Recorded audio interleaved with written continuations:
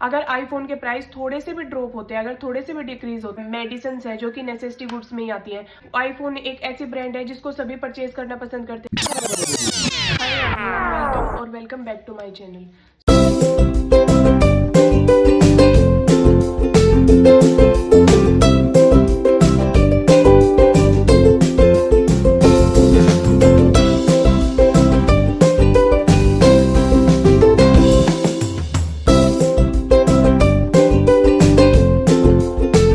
आज हम जिस टॉपिक के बारे में डिस्कस करेंगे वो है प्राइस इलास्टिसिटी ऑफ डिमांड।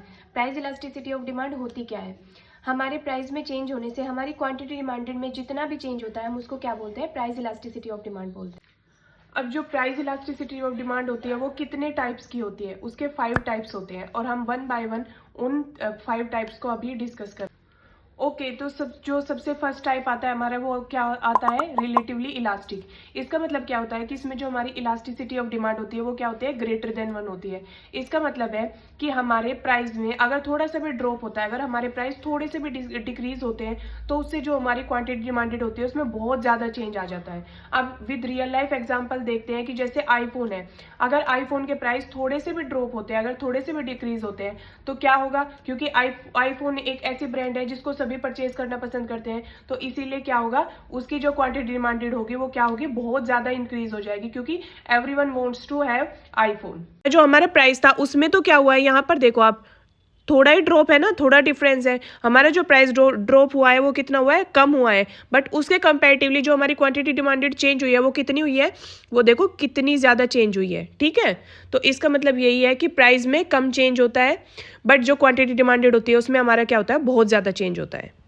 अब जो हमारा नेक्स्ट टाइप आता है वो क्या होता है? Relatively inelastic. इसका मतलब क्या होता है? इसमें जो हमारी इलास्टिसिटी ऑफ डिमांड होती है वो क्या होती है? लेस देन 1 होती है। इसका मतलब ये है कि प्राइस में चेंज होने से इसकी जो क्वांटिटी डिमांडेड होती है उसमें कोई भी ज्यादा चेंज नहीं आता। इसका एग्जाम्पल हम रियल लाइफ एग्जाम्पल क्या ले सकते हैं? जैसे नेसेसिटी गुड्स है, जैसे मेडिसिन है जो कि नेसेसिटी गुड्स में ही आती है। अगर उनका प्राइस इंक्रीज हो या फिर डिक्रीज हो, या फिर फूड है जैसे सोल्ट है, अगर उसका प्राइस इंक्रीज हो या फिर डिक्रीज हो, उनकी डिमांड्स में कोई भी चेंज नहीं आ सकता। उनकी जो क्वांटिटी डिमांडेड है वो एज इट इज रहेगी, क्योंकि हम सोल्ट को यूज करना नहीं छोड़ सकते। ना आप यहाँ पर देखो डिफरेंस साफ पता चल रहा है कि जो प्राइस है वो ज्यादा चेंज हुआ है और जो क्वांटिटी डिमांड हुई है वो कितनी? वो कम चेंज हुई है।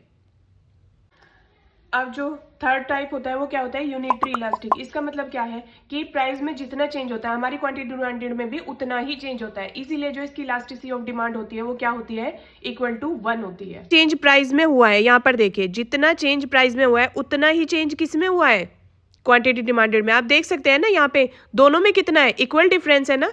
अब फोर्थ टाइप क्या होता है हमारा? Perfectly elastic. इसका मतलब क्या है?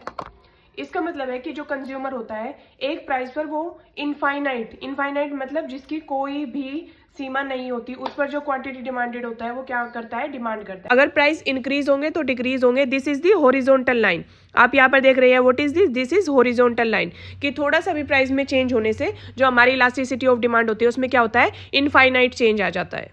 और जो लास्ट टाइप आता है वो क्या आता है? Perfectly inelastic. इसका मतलब क्या होता है? प्राइस में कितना भी इंक्रीज हो या फिर डिक्रीज हो, इसकी जो क्वांटिटी डिमांडेड होती है उनमें कोई भी चेंज नहीं होता।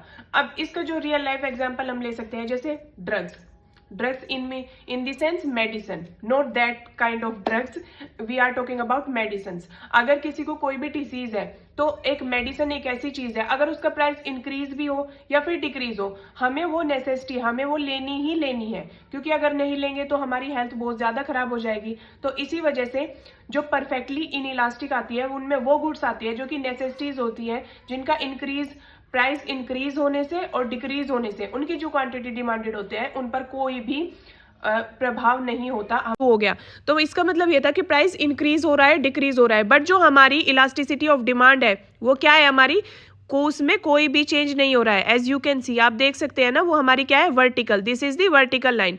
हमारी वर्टिकल का मतलब होता है हमारी इलास्टिसिटी ऑफ डिमांड में कोई भी चेंज नहीं आ रहा है प्राइस के चेंज होने से।